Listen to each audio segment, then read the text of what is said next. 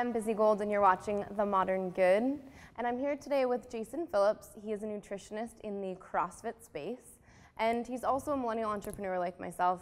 And we really bonded over the fact that millennials tend to have a different mindset when it comes to everything from email marketing to how they do customer service and how they interact with customers on a personal basis. And that's what we're going to be talking about today. I'm sure we'll be talking a little bit about some grain-free, dairy-free nutrition and some collaborations that Jason and I have in the works. So let's welcome Jason Phillips to the set. Awesome, thank you. So just for a second, I wanted to talk about kind of how you run your nutrition practice, because I think it's really interesting, and I find a lot of the same types of manifestations in my own business that are kind of going against the norm, which are, to automate as much as you can and to outsource as much as you can to boost profits and almost create like a buffer so that you can spend more time living your life freely instead of being part of your business. And I think the millennial mindset is very different. And we talk a lot on the show about how millennials build the world that they want to live in.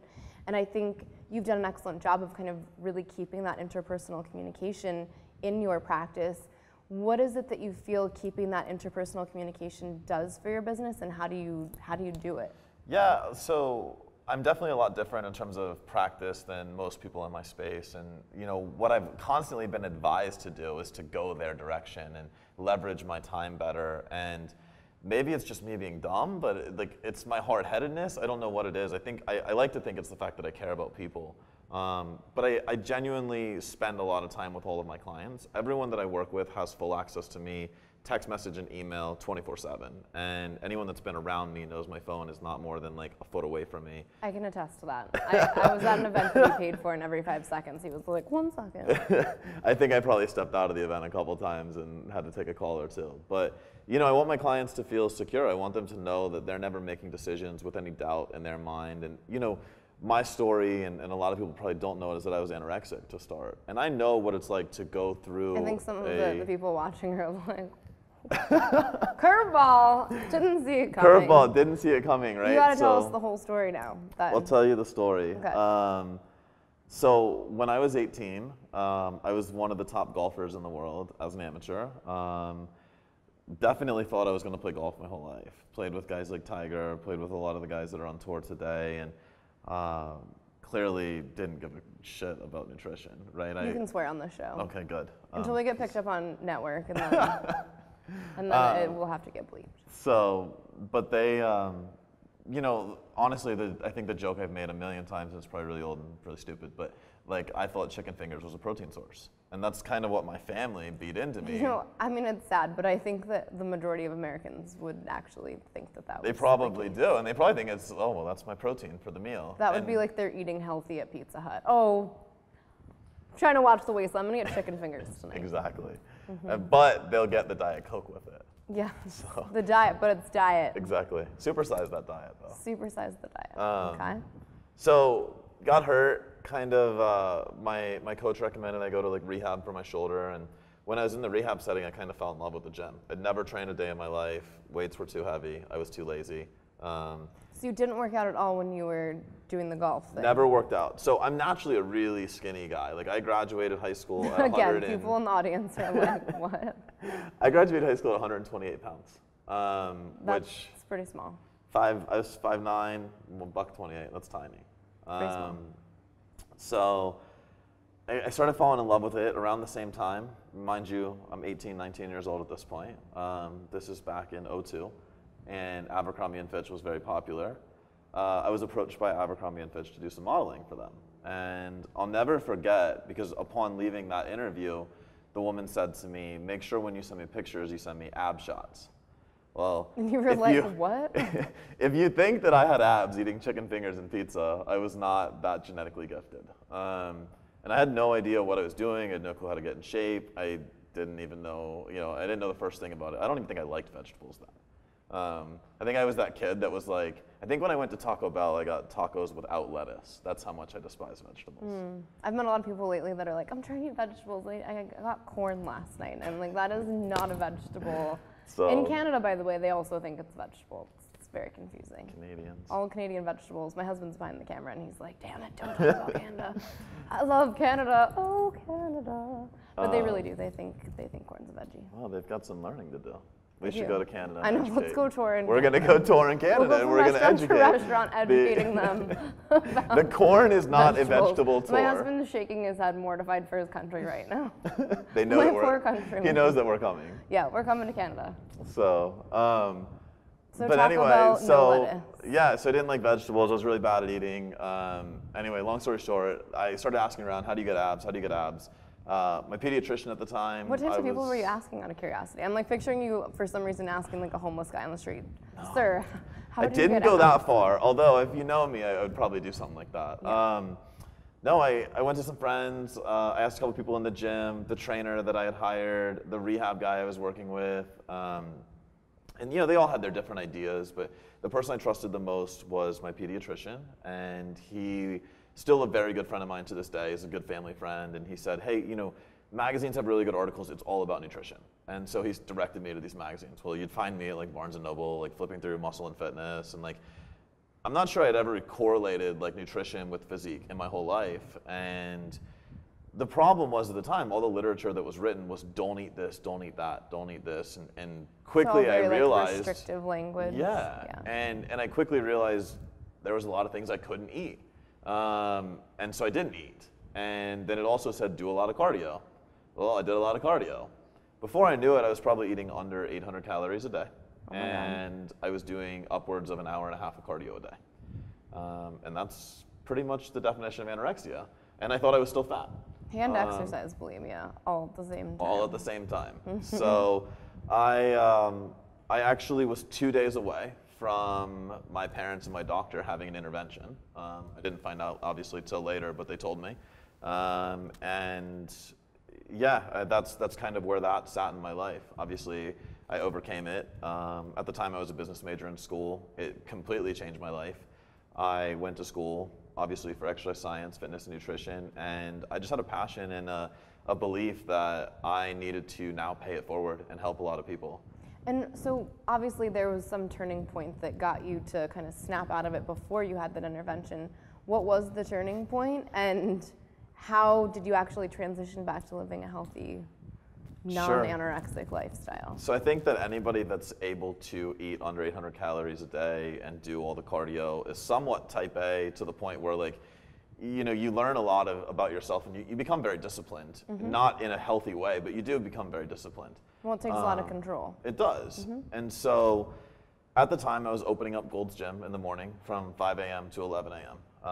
Ironically enough, it was the only job I could hold. When you're restricting yourself that bad, you're going to have a mid-afternoon crash so severe you can't do anything else. So I was opening up the gym, and one of the trainers had kind of picked up on what I was doing.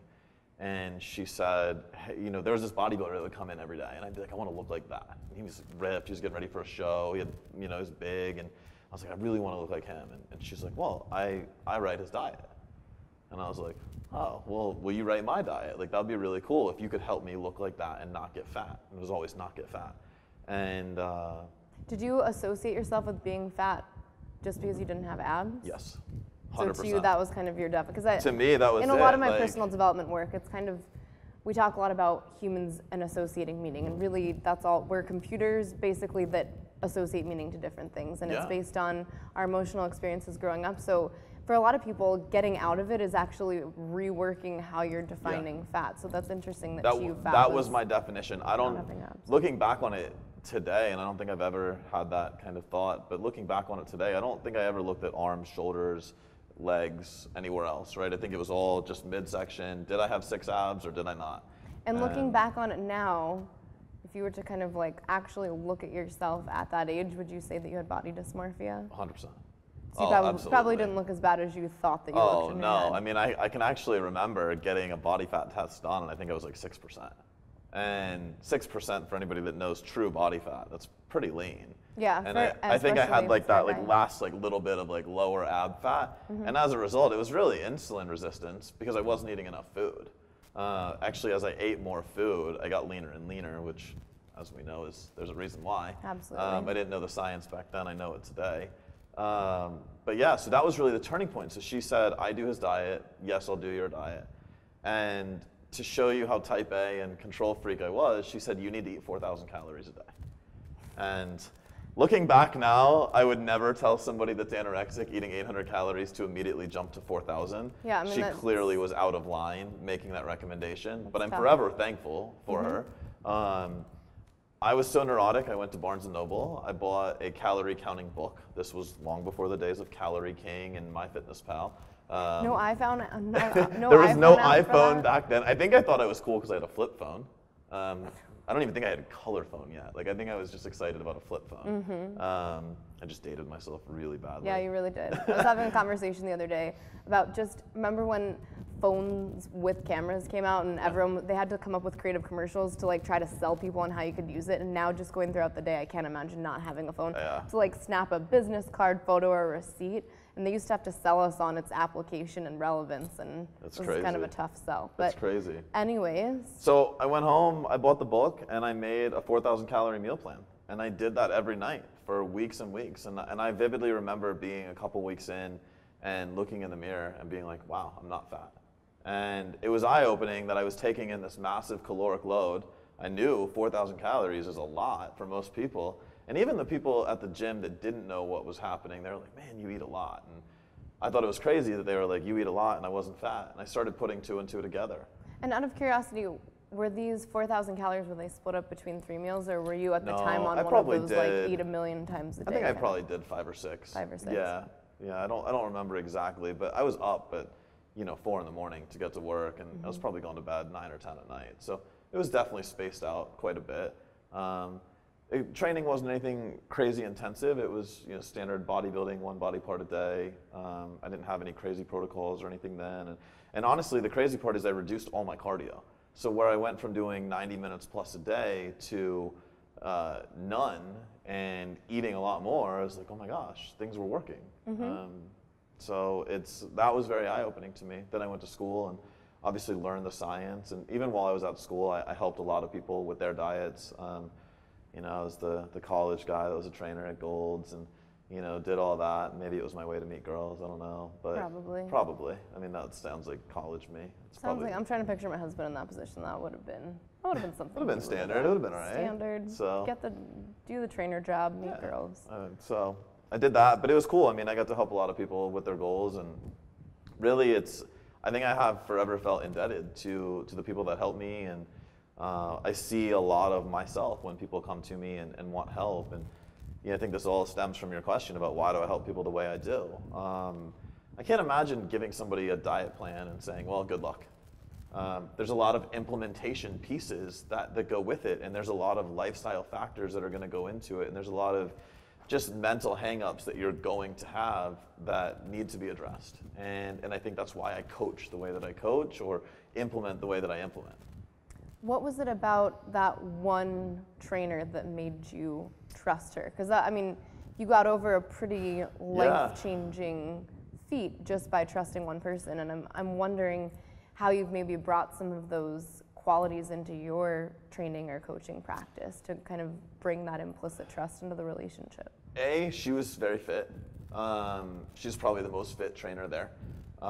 So I knew nothing about her background though. I didn't know what her education was. Come to find out, truth be told, she was a middle school history teacher, and she did that like on the side. Didn't see that coming. Yeah, and that was like her side thing. And the bodybuilder was actually her best friend, and she didn't do anything for him nutritionally or training.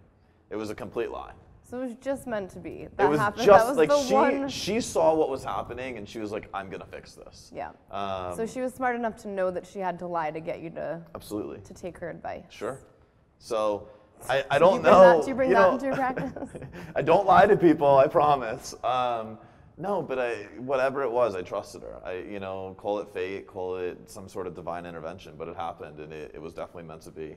Well, and probably, it sounds like if she was willing to kind of go out on that limb, she genuinely cared about the state of your health and wanted you to make a change, which it seems like from what I know of you, you feel the same way about all of the clients that you work with. Absolutely. To this day, I work with, well over 100, 150 clients one-on-one, and they all have full access to me, and they all have very customized prescriptions. And, somebody said to me, how can you keep track of that many people? And I don't know if if it's a superpower or what, but it's like, that's my thing. I think when you actually care about someone enough, you become invested enough in their life and what's happening with them to take that time to truly care and to truly learn about who they are as an individual. And that when you know that, you can piece the eating together. When you know what's happening in a personal life, because there's sometimes you'd ask somebody, well, why can't you just seem to do X, Y, Z? And when you learn what's going on behind the scenes, okay, well, there's a reason that the implementation And piece is that part is of so your much intake harder. process? Do you Absolutely. get to know their kind of behavioral patterns and what's feasible and not feasible for them? I do, and I'm a firm believer that even though I'm fully educated enough to give you a proper prescription, the proper prescription for you might only be 90% what I think is proper. But if I give you something that's not doable, you're wasting your money and I'm wasting my time. And neither one of those is a good thing. So I'm going to give you something that's suitable for your life today. Now, hopefully that builds momentum and we can edit some of your lifestyle habits and more proper principles will come into play. But we're going to make the most of where you're at today and we're going to build on that as a foundation. So in the very first meeting that I had with you, I noticed a lot of similarities in what we do in our practice. You know, Sure. It starts with people wanting to change the way their bodies look, and then as they're working on those steps to change their body, they realize that you're helping them also fix a lot of their internal processes, their emotions, their behaviors, how they interact with other people, because those things really do affect your external physiology. So for you, how early on into your relationship with a client do you get to some of those more nitty-gritty personal things? I would say it's probably the first or second phone call. Because I really believe if we don't bring those barriers down, zero implementation is actually going to happen. Because there's something that's holding you up from doing, what's right. I think a lot of people seem to think that I have this crazy knowledge that it can't be taught in a book, or I do tend to think I understand physiology on a higher level, and I've lived through some crazy things and been a guinea pig myself on several different protocols. But I think the reason that I'm so successful with clients is I take the time to get to know them. I find out what their emotional barriers are and what their lifestyle barriers are. And we break those down and then we implement the food. So I would actually say sometimes the lifestyle stuff happens first. Absolutely. And I think it sometimes has to. If you could think of one question that maybe you could even just ask of our audience members to kind of be introspective and think about maybe a behavior that's holding them back when it comes to the food choices that they're making, what would be a question that you'd ask them? May not even be a question, it might just be one word, and it's why. Why are you making every decision you're making, nutritionally and otherwise? And I think a lot of times people wander through their lives and they don't know why. I think a lot of people get caught up in this rat race of day to day, 9 to 5, gotta go. And I think usually it's because somebody told me to do that, or because this magazine, or because this friend, or because it worked for this person. Yep, and so I think that when you really take a step back and you're like, hey, why am I really doing this? Oh, that person told me to try this crazy cleanse. Why am I really even trying that when I've read a million times it's not working? And if the question isn't because I want to feel better and have more energy, it's not sustainable. Exactly. And that's something that I work with people on all the time. Always. So that's where I resort to all the time. Like, what was the thought process? And a lot of times people will come to me, oh, well, I messed up on my diet, or I did this, or I did that. And so the first thing I want to know is what was going through your mind when you made that decision? Because you knew you were deviating from what's proper. It wasn't that like, you woke up the next morning, you had a call with me, and I educated you that it was a deviation. You came to me and you openly said, hey, I messed up yesterday. Okay, cool. Like, let's not harp on that. We already know it's done. It can't be fixed. Let's look at why. What was going through your mind? What can we change next time? What identification can we make sooner so that it doesn't happen next time? And that's been very powerful. Do you have kind of a philosophy? I mean, I know my philosophy on cheat days. Mm-hmm. Do you have kind of an overarching philosophy that you give your clients on cheat days? I think everything has to come in balance. And I wouldn't say that I have one specific philosophy for the general public. When I think each client needs a different degree of freedom. I think you have to understand the ramifications of every decision you make off of a plan. Is that to say that cheat meals and cheat days can't be valuable? No, that's not saying that they can't be. There's a time and a place for everything. But you also have to know what you're doing internally, right? If you're eating foods, absolutely. Listen, everybody could say pizza tastes good, great. And you could probably have a lean physique at times eating pizza. There's ways to manipulate your diets doing it. Just because you have a really lean physique doesn't mean you have a healthy body internally either. I think that's one of the most important statements that our viewers really need to hear is sure. Just because the external part looks the way you think that it should or what the ideal body type should look like doesn't mean that internally you're actually experiencing optimal health. Well, and I go through that with my biggest population is CrossFit. You said that, and so I work with a lot of CrossFit Games competitors, highest level. I mean, they compete for title of fittest man or fittest woman on earth. And while they may be extremely fit and their bodies may be able to take a beating, I can tell you that some of the nutrition protocols we do are not geared towards optimal health. The very first conversation we have is saying, because you want to be a high level athlete, you're also making the statement, I'm not necessarily going 100% for health, right? No human being can train 4 hours a day, smash their central nervous system, smash their body the way they are, they're eating upwards of 500 grams of carbohydrates a day, lots of simple sugars because they have to, and expect to be super healthy long term. I think that that's a really important thing for a lot of our audience members here, because I think they, kind of look at these pictures of all these like CrossFit chicks and CrossFit dudes and think that they're kind of the shining example of health. And I've been in the CrossFit space before I ever even founded Buddha Yoga. Yep. And I will say that the more you're in that space, the more you realize that you are making a sacrifice. That's not the shining example of health. Sure. It's attaining a goal and sacrificing a lot of your health to attain the goal. Well, and it's really funny when you look at, and obviously I'm very big in the nutrition space in CrossFit, but you look at one of the healthiest diets ever created was the paleo diet, right?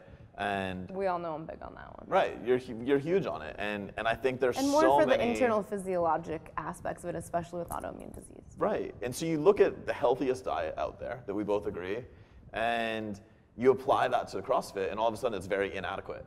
So that immediately shows the performance version, Yeah, and there's just not enough carbohydrate in the paleo diet to fuel CrossFit and the levels of intensity that it now demands. So you take a health diet, you put it in a performance, continuum, and you think there would be a good marriage, but the intensity of CrossFit as a performance sport is too high. Okay, so just bringing that back, because I think you made a really important statement again. Do you think that paleo, because you were saying that you think paleo is actually a nutritional protocol that's really good for just general health and wellness? Would you stand by that? I would stand by that all day. The general population. Yeah, I mean, I have a corporate wellness division of my company, and 99% of what we prescribe in that is paleo.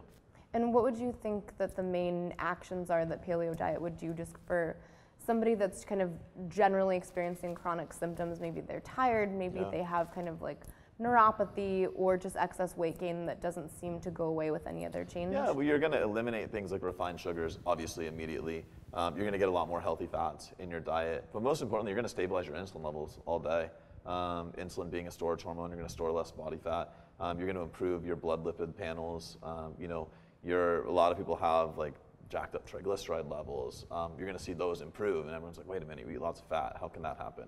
Clearly, healthy fats do actually make your blood a lot better. Can you give some of our audience members a little education about LDL versus HDL? I think a lot of people get really confused, and they go to their doctor and they look at one number, and that's total cholesterol. And then you have to kind of read into it, and there's HDL, which is your good cholesterol, right? That's healthy. We actually need a certain amount of cholesterol in our bodies to function. Men especially, right? And when you look at testosterone production, very vital hormone in the body, it starts with cholesterol. It's a 4-stage conversion process that begins there. So if you're not taking in enough cholesterol, you're actually not getting enough hormone, which when your hormone levels are messed up can completely throw you off in so many other facets of life. But then you look at LDL cholesterol, which is found in like your saturated fats or your trans fats, and that's actually what's going to clog arteries, and that's what's going to, down the road, lead to heart attacks. And what are some of the primary foods that would kind of boost up that LDL? When you look at foods, you're looking at things like avocados, certain nuts, oils, olive oil, coconut oil. That would do LDL or HDL? Oh, LDL, sorry. That was HDL. LDL is anything fried. Certain, like when I look at it, I'm looking at fried foods, desserts, trans fats. Anything there. Basically, everything that tastes really, really good and that's sweet and that's packaged and processed, that's probably your LDL. And those are definitely the things that go away and are no longer an option in paleo diet. Well, yeah, and I mean, the simple way at paleo is like, is it planted? Is it grown? Can you pick it? Can you grow it? Can you harvest it? And then that's obviously, can you kill it? That's a paleo food. Yeah. And you just can't get that in like a trans fat. You can't fry something that you harvested. What would you say are some of the best quality of HDL boosting foods that you can? I know you mentioned avocados. Yeah, and coconut oil is super vogue right now. There's actually some research suggesting that coconut oil actually helps in the fat burning process. That would probably be more so for the fact that it's an MCT, like a medium chain triglyceride. We have that in my protein powder. MCT big oil. Fan of MCT Yeah, oil. so there's actually some fat burning properties there. Every gram of fat is said to have 9 calories per gram. We know that. They're saying because of the thermic effect of MCTs, that it's really only absorbed as 7 calories per gram. So your body's actually working hard to break those MCTs down and actually use them as energy as well. So I'm a big fan of that, and I'm glad that's in the powder. It was one of the first things I saw. Yeah, it's one of my favorites. And I know that it's in kind of that like bulletproof coffee craze, which personally, if I'd put too much butter in my coffee, I'd call it the fattest beeppuccino. It did not make me lose weight at all. But the MCT oil definitely gives me a lot of that boosted mental clarity, sustained energy throughout the day. But I love my grass-fed butter, but grass-fed butter in the coffee every day. One day my husband was like, honey, you might want to leave the butter out of your coffee today. They actually did a peer-reviewed study on it, and it was kept under wraps. The peer-reviewed study did not suggest anything. We just got cut out of every networking group that we're part of. Sorry. Sorry, Dave. Love you, Dave. I got to do an interview on Bulletproof too. Yeah. It's delicious. It is delicious, and there's an energy kick from it. I don't know if you got it, but a lot of I got the energy kick. I just also got the a lot of people report a quick toilet trip too. Yes. I mean, so there's lots of benefits. I mean, if you need to cleanse or whatever you need to do, absolutely do that. Don't do the multi-level marketing cleanses that are being promoted. No. We all of you in the audience that know how I feel about that are always smart. like, They're oh, smarter. shit. Yeah, you're smarter than that. So, but yeah, no. Coconut oils, avocados are great. Nuts. Not peanuts. Definitely not peanuts. And cashews are also one of the highest mold quality. Yeah, I'm a big fan of cashews, always have been. Yeah, well. Unfortunately. They're delicious, don't get me wrong, but ironically, cashews and peanuts have the highest mold quality. Yeah, they're the two that I recommend. But they're also the two most moist, which is probably why they're the two most delicious. They are delicious. Like cashew milk is delicious. So one question I have for you, because I know that I know my clients ask me about it a lot, and you kind of touched upon it. The overarching statement, not all calories are created equal.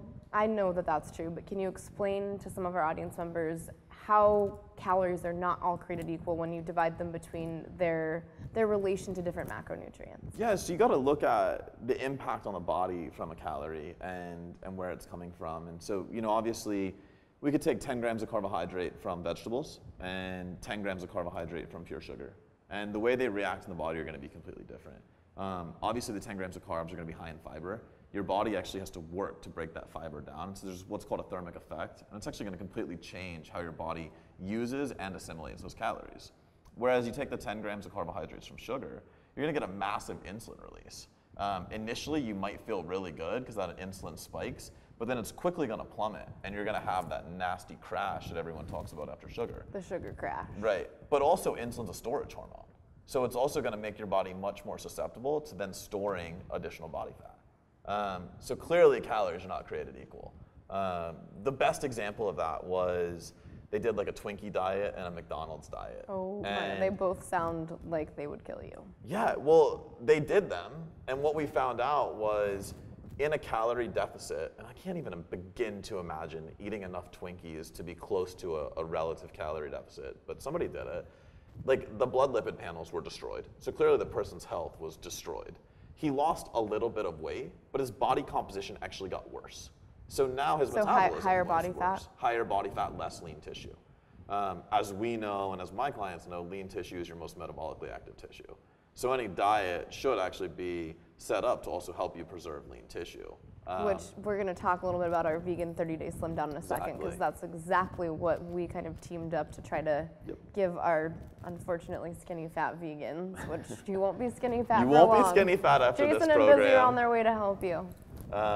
So yeah, I mean, I think when people look at calories, and there's a really big trend right now, even in the world that I live in, the macronutrient world, and a lot of people that don't know about macronutrients or that are learning now, and they believe they're calling it flexible dieting. That's the really vogue term, and they're saying, well, you can have your cake and eat it too.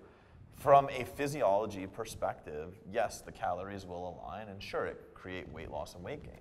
What I've noticed empirically, and where I'm the one that has kind of segmented myself, is you actually require a much larger calorie deficit by eating worse foods, right? So for those people out there that are like, well, ice cream fits my macros every day.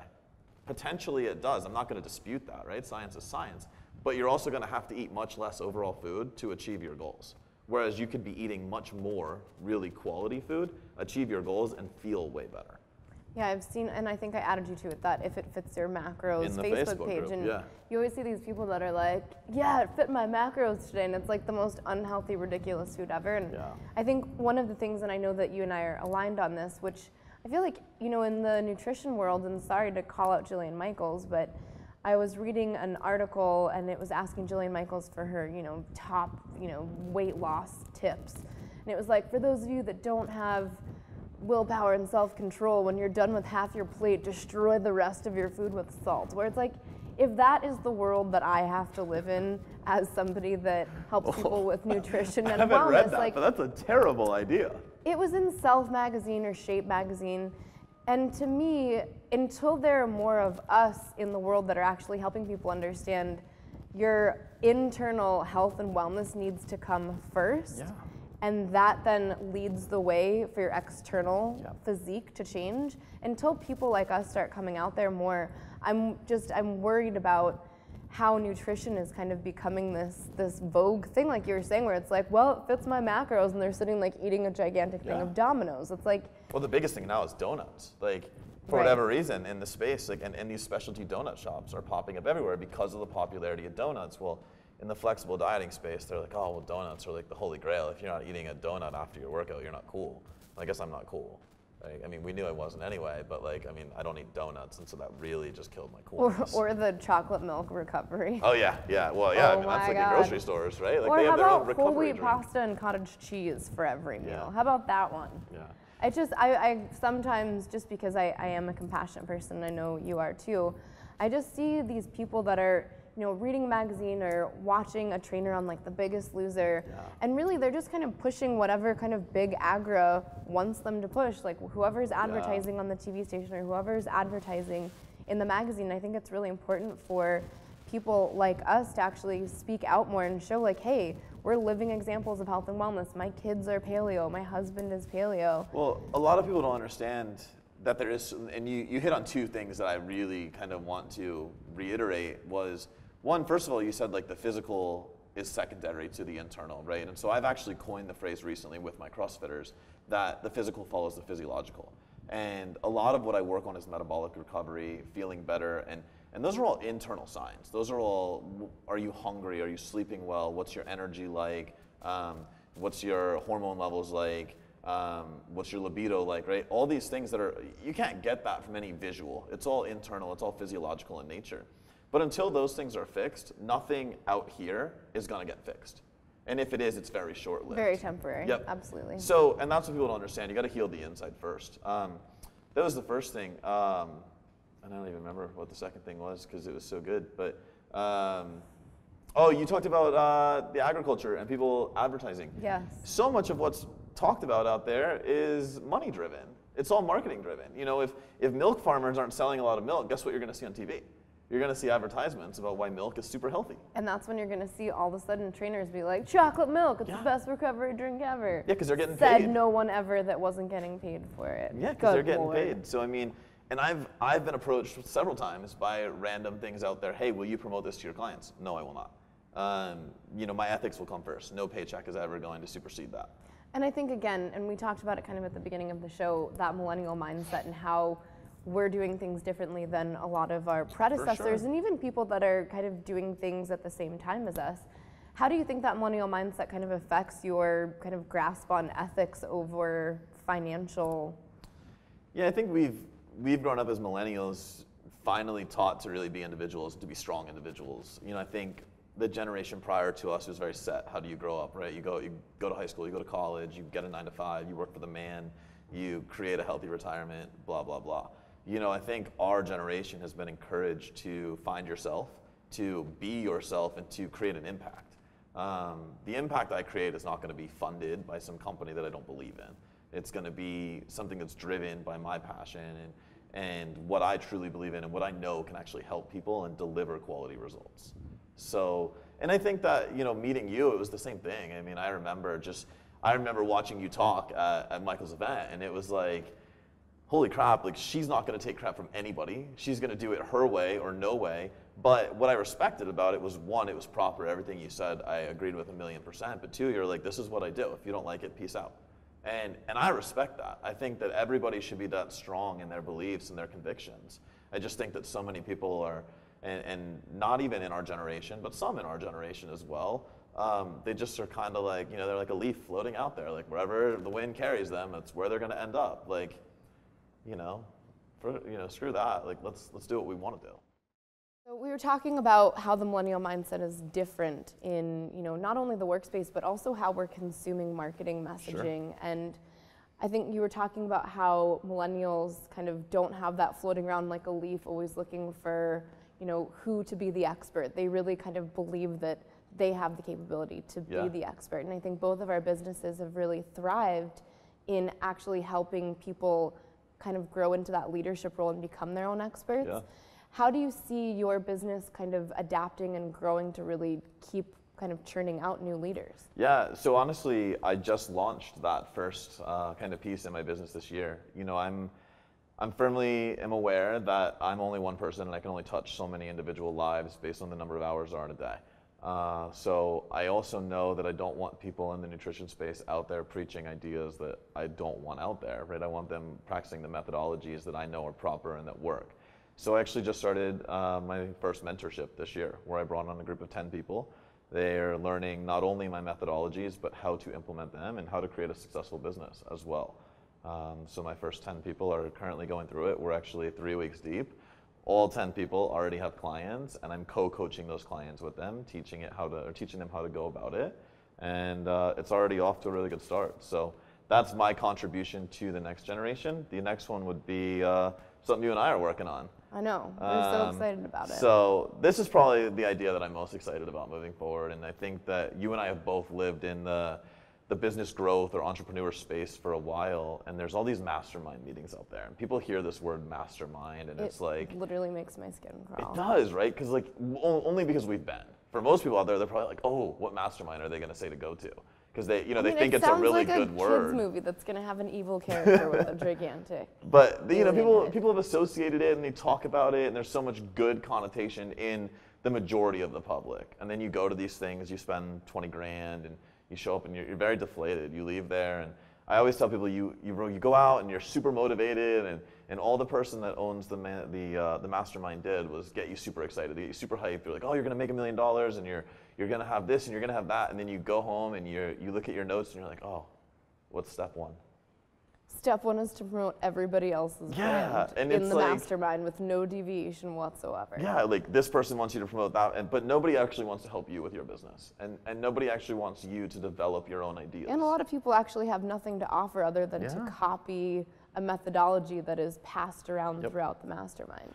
So, and that actually kind of brings me to, and we're going to drop the big news at the end of the segment, but so you brought up the word coach, and you know how I feel about the word coach. Just like mastermind, it also makes my skin crawl. And you were in a meeting with me where I was talking about, we won't mention her name, but there's a certain group of people that are all taught the same way to build an online platform and how to then parlay that into a network and to keep building your growth. And unfortunately, for a lot of us that actually are experts in the space and have a lot to really offer people on a deeply impactful level, now our space is oversaturated with people that bought into this online platform and can just churn out these duplicate sites and sales funnels. And I know that you and I are very firmly rooted in our goal of actually kind of breaking that. Absolutely. That chain of events and kind of pulling the wool away from people's eyes and showing them all these people that are kind of replicating this system. A lot of them don't deserve to be where they are. Well, and if you look, and if anybody out there that sees this thinks critically for a minute, and you look at who's very successful in the world and in their space, they weren't doing what everyone else was doing. They had an idea that was disruptive in the space. Disruptive, you said. It's an interesting word, right? Mm-hmm. Interesting word choice. But it was. I mean, it's disruptive in the space. It's counterintuitive to what everybody else is doing. You know, myself, every advisor out there, every guru is like, dude, you have to automate more. I remember sitting on a phone call with a very well-known guru, and I told him the whole, my whole spiel, and I said, I want to leverage my time, but I will not give up working with my clientele. It's what I'm very passionate about. He listened to my whole thing, or maybe he didn't listen, because at the very end, he was like, all right, dude, you saw my webinar, you got to automate. And I'm like, you just heard me say for 20 minutes, I'm not going to automate, and then I'm going to work one-on-one with people. But clearly, he was a one-trick pony. Like, he was like, I'm going to help you automate, and I'm going to help you make money, and blah, blah, blah. Not interested in that. And again, it's not to say that those things don't work to make money. Sure. But they don't work to truly help people in a sustainable way, because they're built on financial codependence. Exactly. And the relationships are parasitic. Well, and I think you would agree. And anybody that asks me about my success, I'm very quick to say success was never the goal.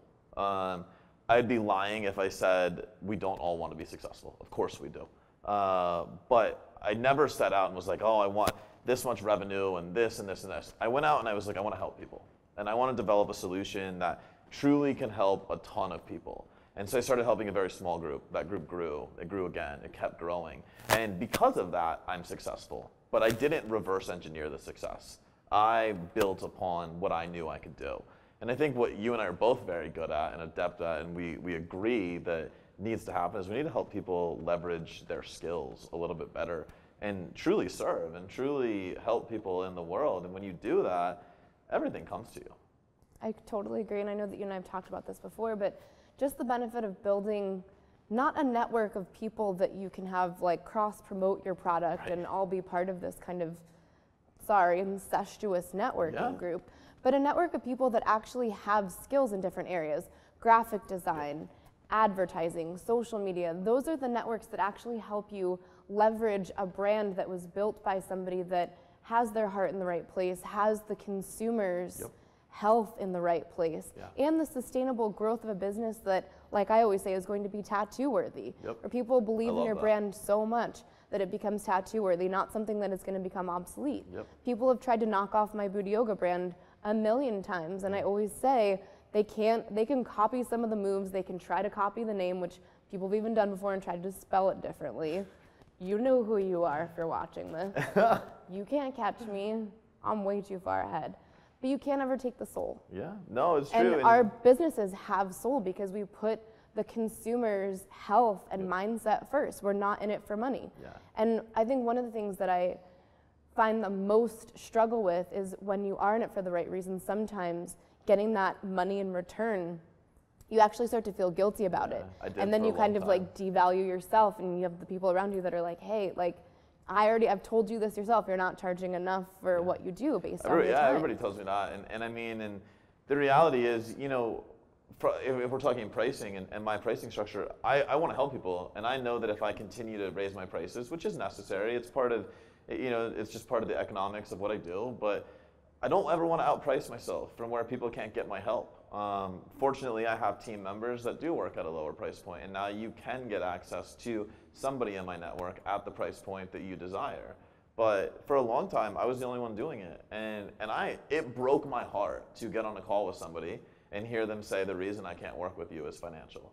And if I genuinely believe that, and I'm not going to say that I didn't call bullshit on some people, but if I genuinely believe it's financial, I probably took that person on for free. Me too. Because at the end of the day, I knew they were going to be committed to what I did, and it was going to be life-changing. And to anyone that's out there watching this for business reasons, that testimonial will come back to you in spades. I mean, it will come back to you in more money than you could imagine. So what do you see for our next step to be disruptive when it comes to the network marketing? Are we dropping a bomb right now? We're just going to throw it out there. I think we've both been to a lot of mastermind meetings and left very disappointed. And I think what we've now built and what we're going to put out this year is the solution to that. And we're gonna open the Disrupt conference. Yep. And the website address is going to be down here in this lower third. Right below this video. You got to check it out. And we're launching this fall. It's this fall. It's going to be here in Arizona. And you're not just gonna pay money and come. Everyone's going to be vetted. It's going to be an application process. And if we don't think that you're going to show up and add value, you're not coming. And one of the things that I think is the best part about the Disrupt conference is it is actually against our bylaws for you to accept any type of financial compensation for helping somebody. If you're in the group, you're helping them because your heart is in it, Yep. you're helping them because you want to, and because you want to genuinely collaborate, not just because you're trying to get a kickback. That is strictly You're not going to prohibited. come and offer affiliate fees and anything like that. Nope. Like we're out of that world. We're out of the sleaze. Like we're doing, the real stuff that works. And this is the millennial version of some of these mastermind groups, which I think we're comfortably calling it the anti-mastermind. Very much so. Very much so. Because the millennial mindset is something that is much more inclusive, and just that positioning statement, building the world that you want to live in, that requires us all to collaborate and collaborate for the right reasons, not just for financial kickbacks. And a lot of what Jason and I talk about in our businesses and where we collaborate in this space is how to shift the way that you do your email marketing so it's not this kind of like sleazy sales funnel campaign. How can we bring some of that personal connection back to your interaction with customers? For my company, BootyYoga.com, our customer service staff, they all practice booty yoga. They can relate to the person's experience. They talk to them about the journey. Even if it's a simple question about a DVD, they're talking to them sometimes for 15 or 20 minutes because they care about the customer. So if you want to come to the Disrupt conference, you're going to learn everything from how to make sure your home life is supporting your business growth, how to actually connect and collaborate with people and decide if they're in it for the right reasons or the wrong reasons, because evaluating parasitic business partners is one of, we've both been there. So parasitic business partners are a major thing that you're going to have to learn what the signs are, how to avoid it, and how to protect yourself legally. And these are all things that we're going to be talking about at Disrupt, because at the end of the day, we want to make sure that your businesses are successful and that the collaboration is something that's truly building a better world and not just a more profitable marketing scheme or email sales funnel for it's not, you're not going to show up. We're not going to talk about like list building and affiliates, and it's not going to be like that. It's going to, and it's funny you bring up like, your customer service staff and whatnot. And I think a lot of people, if they went through my business right now, they'd be like, how do I get to you? And, obviously we are working on putting out a website for The Driven Life, and,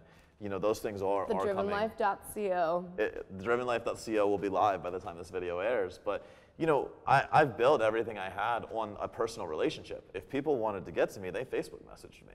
And it was me sitting behind that keyboard, right? It wasn't a team of people. I didn't have an assistant answering my messages. It was me. And people that are out there that are going to these masterminds, the first thing you're going to hear is outsource this, outsource that, stop being part of your business. If you want to have an impact, it's you. It's not your assistant, it's not your systems, like it's you. And you better wake up and realize that. And if you don't have an idea strong enough to do that, you're not going to have that impact. And might I add, if you don't have a character strong enough to be that person and field the complaints yourself and deal with the customer service issues yourself, your business is not going to grow, and you won't ever truly be the leader that all of your customers can look up to. 100%. In all of our online forums, they're the people that are mean testing the waters, and they'll try to talk shit on a comment, and they'll be like, if Busy's customer service rep picks up on this, and I'm like, hey, I'm right here, I've got my son on my hip and I'm eating breakfast, but I thought I'd respond because I actually give a shit. So these are the types of things that Jason and I are able to give to you in the Disrupt conference. Disruptive social media, disruptive email marketing, disruptive networking tactics, and also disruptive emotional repatterning, which is a lot of the work that I do on my busygold.com site, BIZZIE, with truly transformational personal development that is based on logic and action, not sitting down, meditating more, being passive. Everything that we're going to teach you at Disrupt is all about action and genuine connection with people, and always putting your customers' well-being first. Because I say it all the time to customers and to clients in my personal practice, when you're in it for the right reason, the more people you help, the more money you're making. And those two are always going to correlate together. Your earnings are always in direct correlation with the value you provide, 100%. And if you're a fake and you're providing really shitty, like false value. You swear again. I did. That's was number 3. two. No, I think it was 2 or 3? I don't know. We'll have to count. Oh, we're getting 3. We've got Man. from the peanut gallery. That's That was okay. number 3. If anyone out there has seen me on other videos, they know 3 is like. Usually Jason and I are just like F-bomb. It's F-bomb everywhere. Actually, on the podcast that I used to have, we had a complaint on like the 3rd episode that I swore too much. And I told them, I'm not going to clean it up because I'm authentic. And it's just not me to clean it up. But I did say, if the person is willing to go in and they're willing to transcribe and figure out how many times I cursed, I'll make a donation based on every swear word to a charity. They did. And so I now have a swear jar. So anytime I do a podcast and I swear, I have to make donations. But it all goes to charity. I'm not ashamed of it. I swear it's part of who I am. Like it's, I swear with my clients. It happens all the time. But, a lot of it stems from passion, right? When I talk about something and I start swearing, it's because I genuinely care. It's because I'm fucking passionate about it, man. Exactly. So I don't hold back. I don't hold back with my clients either, but I'm always willing to give to a good cause. And that kind of brings me to one of the last bits of the Disrupt conference and why I think it's going to be so amazingly badass. What we want to really offer at the Disrupt conference, because we are going to have a ton of keynote speakers, a lot of these keynote speakers that you might see in another venue, maybe speaking for a magazine or another network marketing conference, you will know if they're speaking at Disrupt, this is like the off-the-cuff, unchanged, this is their authentic self. This is their authentic self. So if you want to see some of your favorite thought leaders in the space really unleash in a closed, contained environment, Disrupt conference, Disrupt conference, Disrupt conference. I can't wait to see it because people are going to show up and they're going to be like, wait, that guy normally charges Everyone's signing NDAs. 30 or 40 grand for a sign an speaking NDA. appearance, and you just saw him go hard. There's no videos. Like, this isn't some bullshit where we're going to be like, hey, you didn't come to the conference. But we're going to sell you the videos for like $30,000 or some crazy shit like that. Like, this is literally, you're going to show up. We're gonna go hard. Everyone's gonna be themselves. We're gonna talk about our best practices, and we're gonna make an impact. And we're gonna collaborate for the right reasons. Yep. And that will all make us more money, but because we're doing something good for humanity. Yep. And that's what we're all about. That's it. We've got more collaborations coming up too, a lot more. We'll leave that for more interviews. There's always more time. I don't live too far away, and I'm always happy to swing by here. I'm eternally grateful to. And I guess we do need to mention the vegan 30-day slim. Yeah. We did say that we were going to talk about it. We teased it earlier. In terms of the vegan slim down, one of the problems that you identified was the skinny fat vegans, and we all know skinny fat, right? We don't have to really go through what it is, but the problem with the vegan diet is it really doesn't provide enough protein, and the proteins it does provide are usually grain-based or wheat-based. We looked high and low to find a solution, and it wasn't there. And so we're creating it. And I'll say this, being kind of the engineer behind putting the structure together a little bit, is it's founded on the proper macronutrient ratios using the foods that we've hand selected to achieve the desired results, which is cosmetic, right? It's dropping the weight, it's getting a better non-skinny fat body. Retaining or potentially building lean tissue, all while doing it using the foods and the lifestyle that we all agree is the most healthy. So paleo. And actually, we got to credit Dr. Mark Hyman, who just recently... Isn't it Pegan? Yeah, it's Pegan. It's a Pegan world, everybody. So we're going to live in the Pegan world for a little bit, which is paleo and vegan. Now, this is my last question for you, because we're going to have to do a little photo or video documentary of it. I've agreed to my customer base that when we launch the 30-day Slim Down Vegan Edition, I will actually commit to doing it for 30 days. And I've got to admit, at first I was a little scared, but I think it would be good for us to commit to, if we're going to make people do it for 30 days, I feel like we got to do it for 30 days. Ooh.